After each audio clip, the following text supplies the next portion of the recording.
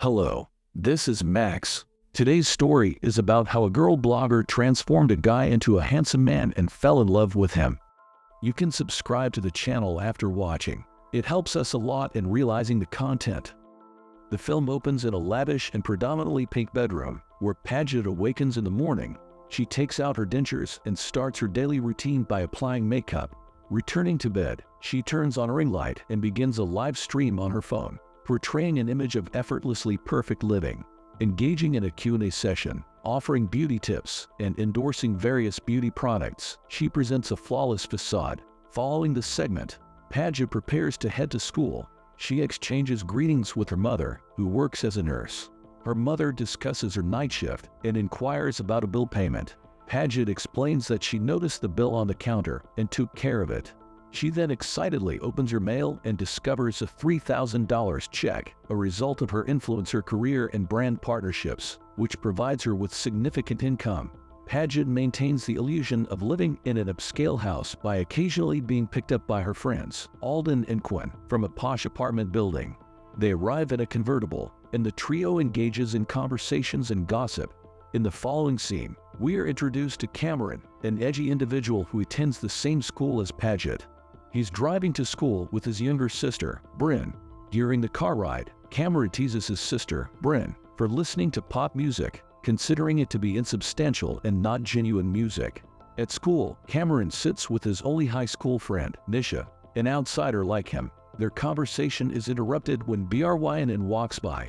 Cameron seizes the opportunity to embarrass her with an awkward and uncool joke about laxatives, fulfilling his role as the protective older brother.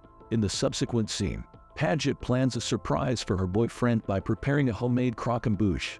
Her friends initiate a live stream for her, during which she informs her followers of her plan.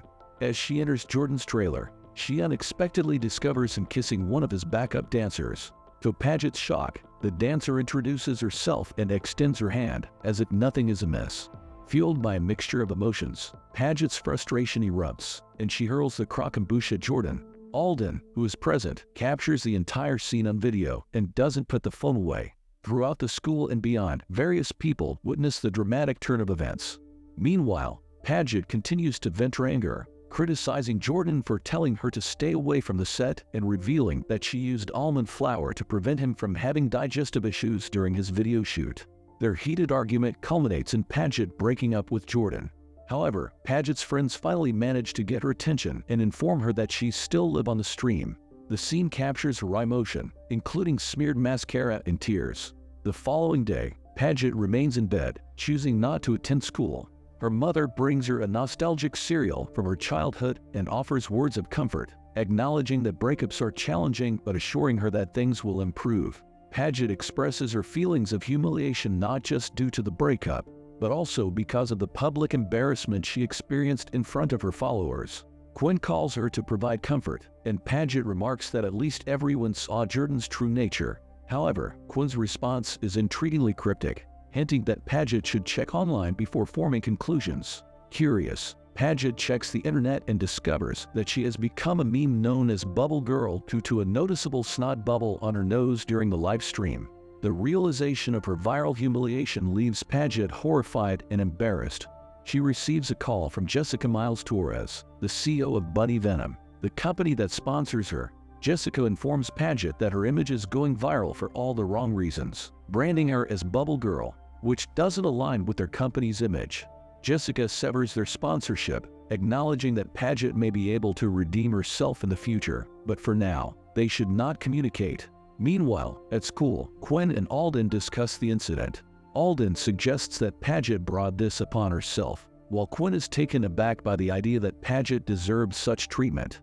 Alden clarifies that Padgett didn't deserve it, but with her high GPA, attractive boyfriend, and corporate sponsorships, something was bound to give eventually. Despite the mockery, Padgett decides to go to school after all. She faces continued teasing, while Jordan gains more attention and followers. In a reflective moment, Padgett and her friends reminisce about how Jordan used to be overweight and unremarkable, known as Jordan Dickman. Padgett mentions that makeovers are her forte, as she transformed Jordan into who he is today. Alden challenges her to work her magic on another person, suggesting she find someone to make over to prove her skills. The idea sparks Padgett's determination, and she proposes a plan. She'll make over an unpopular guy and ensure he becomes prom king. This plan will not only reaffirm her abilities, but also serve as a message to Jordan. Alden bets that Padgett won't be able to achieve this, and the trio sets out to find the perfect candidate. Their search leads them to Cameron, a peculiar guy taking a photo of a trash can and remarking on the symbolism of an uneaten orange next to a textbook. Quinn looks him up online, but there's very little information available about him. A single tweet from 2 years ago describes him as weird, arrogant, antisocial, and a target of Jordan's bullying. This description makes him an ideal candidate for Padgett's makeover challenge. After school, Padgett approaches Cameron, attempting to strike up a conversation.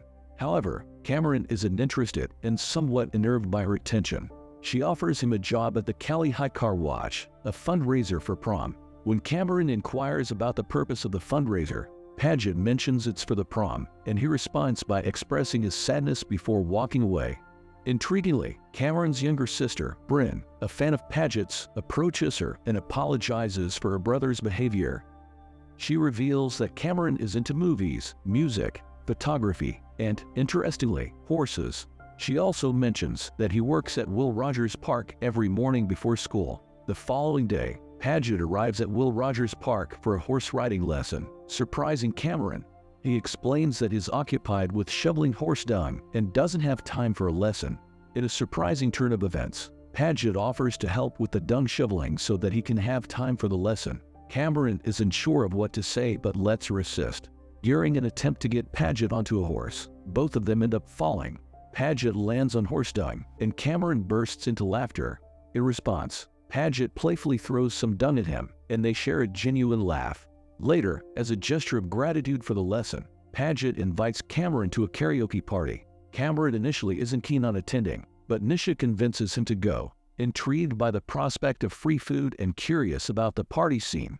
At the party, Cameron and Nisha stand out, and Padgett takes her turn at karaoke. She's doing well until Jordan arrives with the girl he cheated on Padgett with. Despite seeing Jordan frequently at school, Padgett is momentarily frozen by his presence. Cameron, however, intervenes and starts singing to save her from embarrassment. After the party, Cameron gives Padgett a ride home on his truck.